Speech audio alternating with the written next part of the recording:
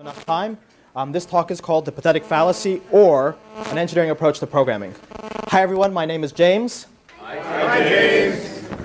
If you want to see the slides for this talk, I'll post them to GitHub very shortly after, gist.github.com/dutc. If you want to get in contact with me, you can email me at james@don'tusethiscode.com. That's what DUTC is for, yeah. If you want to chat with me on IRC, I'm DUTC. I camp out on Freenode on the Python channel and the NYC Python channel.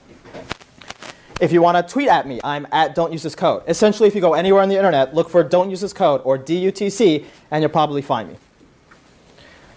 You might wonder what I do in my day job. I am the managing partner of a company called the Python Quants. We build software solutions for hedge funds. But in my other day job, I'm the president of a nonprofit called Big Apple Pi, which brings you NYC Python. NYC Python is the world's largest and most active Python meetup group. I encourage all of you to join, nycpython.org. We have an event coming this Thursday. It is an awesome, awesome group. One of the things that NYC Python does is put on conferences like the conference you're at right now. It turns out I'm also the chair of the conference that you're attending. This is how I got a talk slot. I hope you're enjoying yourself today. I think it's been an amazing time. We'll have closing notes when I'll thank all the organizers, but I think we've put on a really awesome conference.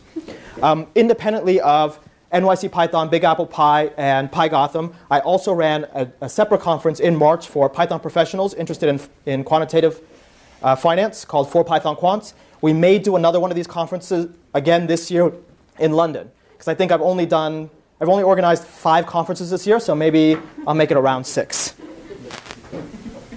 So, what I like to do in my talks is I like to first start with a set of general themes, because I think it's very interesting to see, or I think it's very useful to see how does all the material tie together.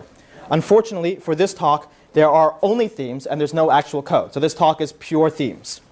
There will be no code. In fact, this is a conglomeration of a number of different ideas and a number of different possible talks. So what I'd like to do if this talk is successful is to actually give this talk again and to cover a lot of the small areas that I covered in this talk in greater depth. There is a talk in here about the difference in complexity between the political world and the natural world, why increasing complexity in one of these worlds leads towards reification and in the other world it leads towards refinement. It's a very interesting talk. There's a talk about if we were to graph model complexity versus code complexity and then take the derivative of that, we might get a metric over which we can judge code quality. And we might see that in a language like Python, there is a mechanism, which I like to call complexity escalation pathways, which allow us to very smoothly increase the complexity of our code to match the complexity of our model. That is, we can add some marginal model complexity without adding too much code complexity. Another talk is about why programming is math. In my view, programming is a process of creating an algebra on which we can induce properties that allow us to make certain predictions about the way that our system operates. Additionally, there's a talk about an engineering process for programming. I'll cover this very briefly towards the end of this talk. And then there's another talk that I've been wanting to give for a very long time about why optimization is really specialization and viewing optimization through the lens of specialization. So, I'm going to start this talk with a premise, a justification, and a solution. And the premise is that programming is a very young field. It's a fairly immature field. It is not as mature, it's not as established as other fields, other applied scientific and engineering fields, fields like medicine, or even fields like law. And my justification for this, I think, is first fairly obvious. I mean, programming has only been around since, let's say, the mid-60s, whereas medicine in one form or the other has been around for a very long time. Law in one form or the other has been around for a very long time. And it turns out that there are certain consequences to this. But there is and one of the consequences is that in programming, I think we seem to lack a set of certain conceptualizations, common conceptualizations. So for example, I like to watch a TV show on the USA Network called Suits. And it's about a bunch of lawyers in New York City. I like the show, I think it's pretty good.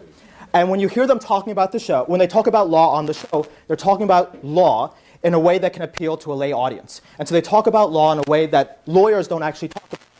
They don't have the same conceptualizations, the same background. They're talking at a very low level so they can appeal to a lay audience. When you hear actual lawyers talk about actual issues in law, they talk about it in a very, very different way. When you hear 2 doctors talk to each other, they talk in a very different way than when they talk to patients or the way that we may talk to each other after spending a few minutes on Google looking up our symptoms on WebMD.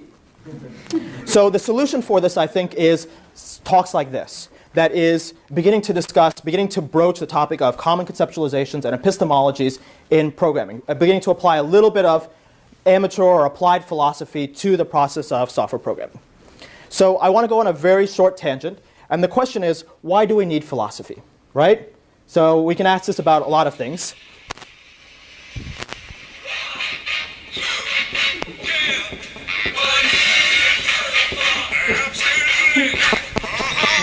So you might say the same thing about philosophy, right? What's it good for? And if you actually read the program for this talk, if you read the abstract for this talk, I had a long section in here denoting why you might say that this is not useful. So everybody in this room, if we're given a task, we can sit down and we can write a program. You can tell me, write a program that does this, I can sit down and I can write it. And I don't have to go into any philosophizing, I don't have to do anything more complex than just spewing out code, right? And in the same way, we can say that human beings have a way to act. Human beings act in nature in a fashion that is unmodulated by any sense of philosophy or any sense of morality, right? We know how to act properly. We know to act with each other. And you might say that philosophy or morality is useless because we already know how to treat each other. And I told a friend of mine that I'd add these two lines in the talk, which is, you probably don't need Mosaic law with giant stone tablets and floating Samex to know you shouldn't steal from each other, right? It's pretty obvious. You don't need John Rawls. You don't need a theory of social justice to say you shouldn't hurl racial abuse at each other. We already know this, right? So what's the point of, oh, and here's your Charlton Heston. Right? You don't need philosophy in order to know how to act. You don't need philosophy in order to know how to program. What philosophy gives you is a consistent and common framework, a precise framework for discussing and understanding what you're actually doing. Epistemology, for example, is a study of knowledge and a study that allows us to determine what it is that we really know and how we can justify what we know. So that's what this talk is all about. It's trying to build conceptualizations and a framework so we can better understand what we're doing, even though we already have, as a matter of fact, a process for actually doing it. We all know how to write code. We all know how to develop and deliver solutions. So one example for the power of conceptualizations is this generator example. And I give a lot of talks about generators. And here's an example of a Python function that creates a Fibonacci sequence. And it takes two parameters, numVals and maxVal. So you can either take the sequence of Fibonacci numbers up to but no greater than a certain maximum value, or you can take a certain number of values. So here it is in practice. You can see I take the Fibonacci sequence up to but no greater than the number 10, and the Fibonacci sequence of 10 values. And you can see that this code is really ugly and really complicated.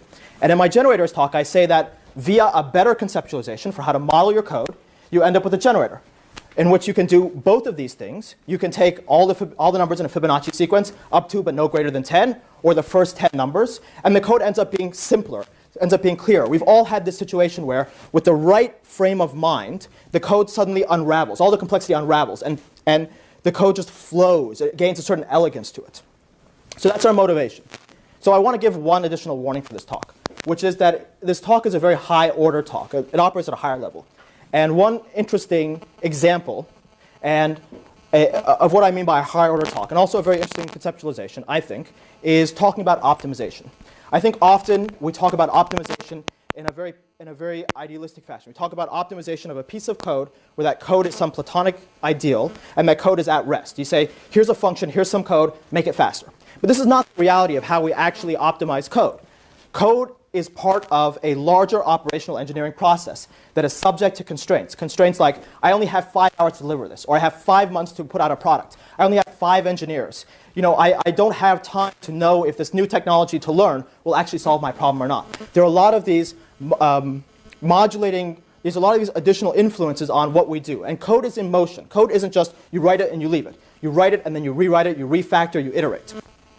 So for optimization, for an example, one tool that we like to talk about in optimization in Python is numba. And here's an example of the use of numba. And here we have, it's a very simple function, f, it takes a, b, and c. They're all numpy arrays. It adds 2 of them and multiplies times the third. And in this example, the numba code is actually slower than the pure Python code. And you might look at this and say, numba is awful. Why would I ever want to use numba? My code has actually gotten slower. I tried to optimize it, and it got slower. This is terrible. And then somebody who's a number proponent might show you, well, take a look at this code. Here we're summing up a numpy array. And look, the code is 200 times faster. And you might be confused. And you might say, well, I don't know what to think. Because in one example, numba makes my code slower. And the other example, it makes it 200 times faster. Is numba good or bad? But I think when you take this discussion to a higher level, and you embed this discussion in a view of code as code in motion as part of an engineering process, you can say, well, number is actually a very useful tool, because at the cost of spending 3 characters to type @JIT, I can see if it makes my code faster. If it does, I use it. If it doesn't, I don't use it. So as part of an operational process, we can actually see that number may be actually of great value. It may allow us to optimize our code. It may not, but it's actually a very lightweight attempt to optimize it. And the results may be variable, but we don't have to put a lot of effort into it. So with that, I want to go over a couple of definitions just to get us started on the pathetic fallacy. And one thing that I like to talk about is naive solutions. And what a naive solution is this most obvious approach. When we sit down without any thought in mind about philosophy, what is the most obvious approach that we take? We just sit down, we don't think about it, and we churn it out. When somebody says, can you write a program to do this? You just start writing it, you don't even think. And I know that that's how most of us write code. That's how I write code. Because a lot of the time I have very short time limits for writing something, and I just need to churn it out. And it doesn't need to be perfect, it just needs to kind of get the job done. And often we find that this kind of code works for toy problems, but it doesn't work for serious problems, for enterprise problems, for real-world problems. Something breaks. This naive solution is not sufficient for the actual solution. I think one desirable property of our code, our tooling, our languages, our frameworks, is that the most obvious approach also turns out to be the most optimal approach. The most obvious way to write something turns out to be the best way to write something. And this is a property that we sometimes have difficulty finding. I think with the right conceptualizations, the right frameworks, we can find naive solutions that also are optimal solutions. Of course, as we can all guess, naivety is relative. So it's often predicated on what our framework is. What is naive to somebody who doesn't know about functional programming may be a very complicated solution, or sorry, what is a naive solution to somebody who knows functional programming may be a very complicated solution to somebody who doesn't know functional programming. For the functional programmer, for the Lisp programmer, for the Haskell programmer, his naive program may end up being very alien to us, but is actually his most immediate, most automatic solution for a problem. So I want to talk about another definition, another very important core conceptualization, which is software programming as an engineering approach. And so here's what I see of what you're doing when you're actually writing software as part of an engineering process. One premise that I want to start this discussion with is that I'm presuming that programming can be an engineering process. To argue that it cannot be an engineering process, or for me to say whether it is possible for it to be engineering, is a little bit too deep to go into in the 9 minutes I have left. So when I think about engineering, and when I think about writing software, I think about modeling. And one very interesting example that comes up, or one very interesting concept that comes up in this, is the distinction between map and territory. And so here I have an excerpt from Lewis Carroll and a very interesting discussion. And 2 people are talking, and one of them asks, what's the largest map that you think would be useful? And the other responds, about 6 inches to the mile. And the first says, only 6 inches? Well, we could try 6 yards to the mile. Or we could try 100 yards to the mile. Or even better yet, we could make a map that's the same size as the country it's mapping. And the thing is, you might ask, well, could you actually use that map? And you say, well, no, because if I ever unfurled the map, it would cover the whole land, it would block out the sun. But here's a better idea. Instead of using that map, I'll just use the country itself as a map of itself. And here's an example that you can see that what you end up with is you end up with a modeling problem. You have the real world, which is the territory, and you have a map, a simplification on that is made in order to keep this problem tractable, to be able to solve a problem in the constraints of a human life, right? So just like a map the same size of a territory is useless to you, similarly, code that tries to mimic the real world entirely may not be particularly useful to you. So there's always this process of simplification, this process of abstraction, this process of modeling. So here's my engineering process for code. There exists a business problem. And this business problem is the thing that gets you paid. It's what pays your salary, what brings money into your company, right?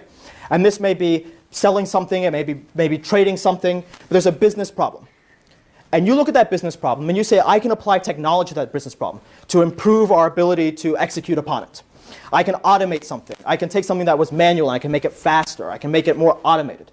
But there's only a certain amount that I can do. And we often call this the low-hanging fruit, right? We'll automate the low-hanging fruit, right? So we take some part of that business problem, that real-world problem, and we compress it into something that we can actually solve in the time frame that we have using the tools that we have. We fix a tractable specification over the real-world problem. Given that specification, what we end up with is an approximation of the real world that is within our means to model. That is something that we can actually create. So we can create extremely complex models, right? And those models may be impossible for us to interpret, for us to analyze, for us to understand. So we create simplified models that we can hold in our brain, that we can actually write on a piece of paper. Given that model, what we do is we express that model in terms of computer science primitives. Things like subroutines, things like indirection, very high-level primitives, right? Like recursion and other relationships. And we encode those CS primitives via a programming language.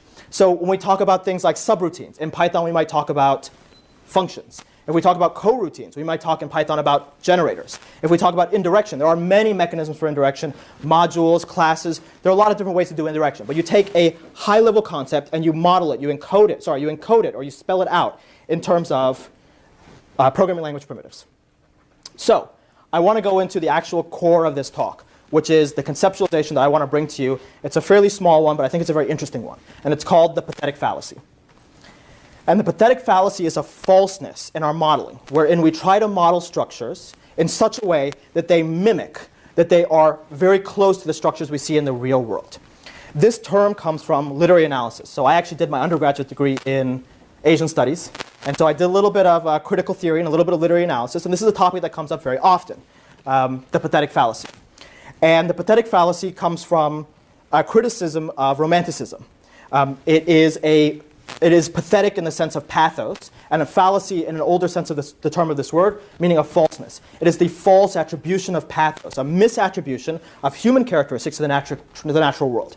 I'm using it in this sense to say this is a case where you confuse the real world model and the model you actually want to program, and you think that they're the same things, and you try to go down the path that results from thinking the same thing.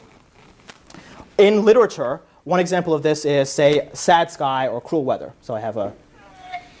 So this is the pathetic fallacy, right? You're misattributing human characteristics to something that is fundamentally inhuman.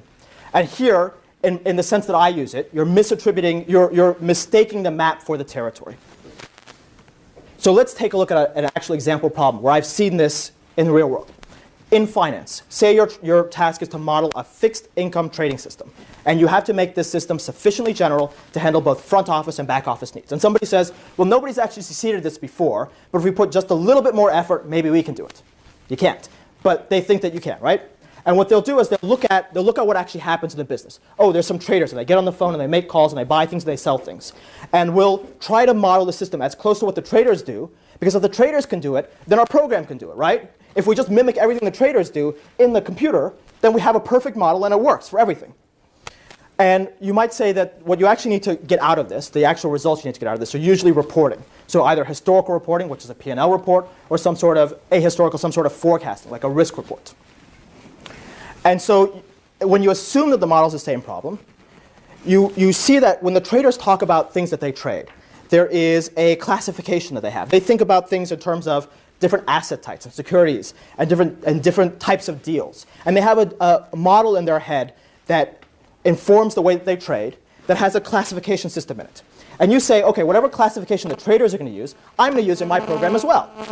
So for example, you say, well, bonds are a type of loan, and RMBS are a type of MBS, a type of mortgage-backed security. And mortgage-backed securities are a debt obligation that is bond-like. Well, it turns out for traders, a lot of things are bond-like. A lot of things that may or may not be bonds are considered bonds. And if you take that same distinction or that same classification and apply it to your program, you end up with a very weird situation because, let me continue what you actually do. So you take these structures, you see this hierarchy, and you say, well, there's a hierarchy. And I want to use object orientation, so I'll use what I have in object orientation to model the hierarchy, an OO hierarchy. And I have a language like Java or C++, so I encode that hierarchy using inheritance. In Java, single inheritance, in C++, multiple inheritance. And so you end up with a real-world hierarchy that you try to build into your program and then encode in terms of structures, mechanisms in your programming language. But what happens is this works in a toy case. When you're trading very simple financial instruments, it works in a toy case. But it turns out that the complexity of financial instruments is bounded only by the human imagination. This is the last video I have.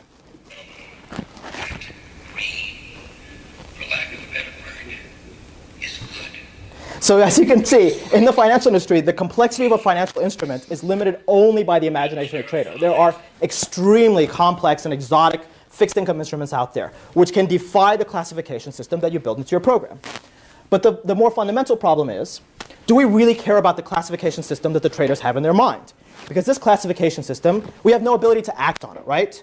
This classification system encodes contractual and behavioral things, which we don't really have any way to use in our program.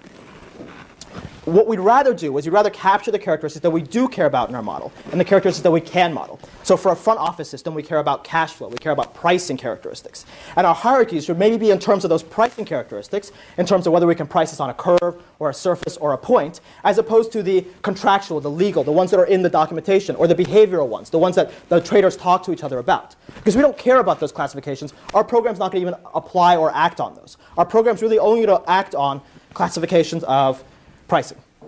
So when we do this, we may find that our program model ends up modeling things which are closer to mathematical or an economic entities. And so our program, instead of talking about things in terms of bonds and these are swaps, they talk about, well, these are instruments that can be priced in a certain way, or these instruments that behave in a certain way relative to the problem that we're trying to solve, namely the problem of reporting. And we end up having a much smaller model that's more tractable, that actually, where each part of the modeling fits more closely into the goal that we're trying to achieve, which is to build a reporting system. Now, we may also find that this is better encoded by a programming language. And I think in practice, we do often find this.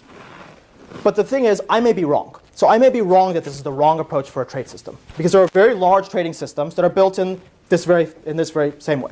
But the point of this talk was to introduce to you a formal characteristic. And in poetry, we talk about formal characteristics as in characteristics in the form of a thing. So we see this trading system, and we see some form that it has. Namely, this form where the entities inside the system seem to be named after the entities we see in the real world, as opposed to named after some abstract mathematical entities that are specific to the problem we're trying to solve. When we see this happen, this is an indication of what I like to call the pathetic fallacy. This conceptualization of the pathetic fallacy may not tell us that we're doing the right thing. It may not tell us that we're doing the wrong thing. But what it can allow us to do is it allows us to frame the discussion over whether we are right or wrong. Fundamental conceptualizations give us a vocabulary in which we can discuss aspects of our program at a higher level than I think that we currently discuss things in our industry. And so that's the pathetic fallacy. That's the first of many conceptualizations that I think are important. My name is James Powell. I hope you enjoyed this talk.